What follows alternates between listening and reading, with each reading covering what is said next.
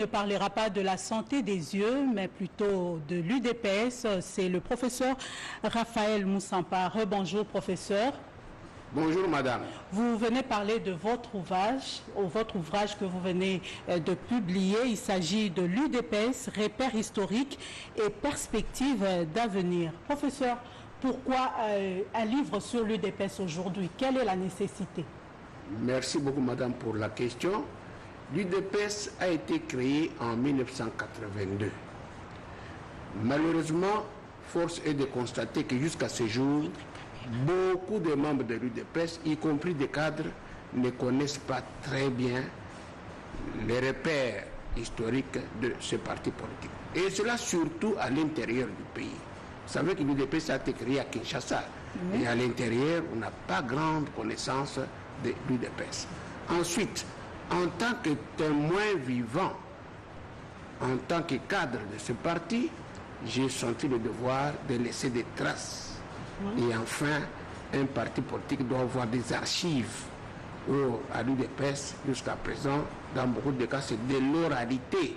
Donc, je me suis dit, il faut mettre quand même cet outil à la disposition du parti, surtout pour les nouvelles générations qui viennent adhérer, pour qu'ils aient quand même une référence.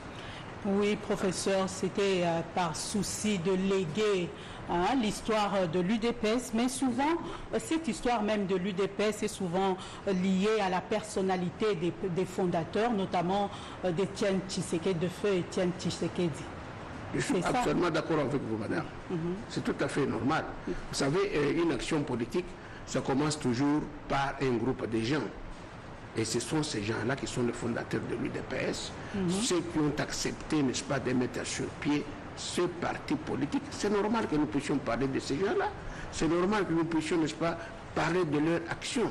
Et c'est normal que nous puissions aussi montrer, n'est-ce pas, les risques qu'ils ont pris pour créer ce parti politique. Surtout au moment où la dictature battait son plein dans ce pays ici. Donc il est tout à fait normal que nous puissions informer nos jeunes cadres, nos jeunes membres sur tous ces faits-là.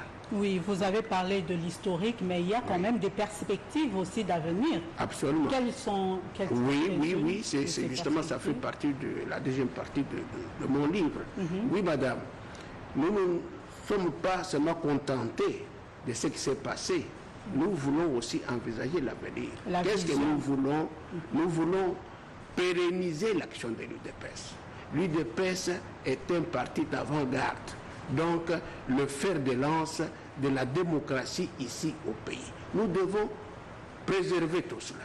Et pour cela, je propose que l'UDPS puisse s'appuyer sur la formation des combattants et des cadres pour que nous puissions continuer à pérenniser notre action dans ce pays ici. Ok, vous misez sur la formation, mais professeur, en 1982, là vous êtes fonctionnaire au ministère du Plan. Comment est-ce que votre destin a-t-il croisé celui des fondateurs de ce parti? Merci encore une fois, madame.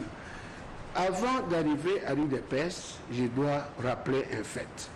En 1978, il y a eu dans ce procès et dans ce pays ici un procès politique connu sous le nom de procès Kaloumé Amba ou encore procès des terroristes.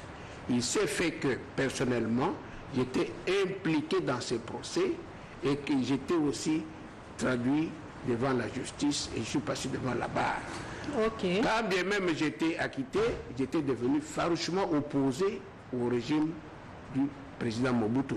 Et lorsque les fondateurs, ceux qui avaient été les fondateurs de l'UDPS, ont écrit la lettre ouverte en 1981, eh bien, je me suis rapproché d'eux et ensemble, nous avons fait du président Mobutu notre ennemi commun.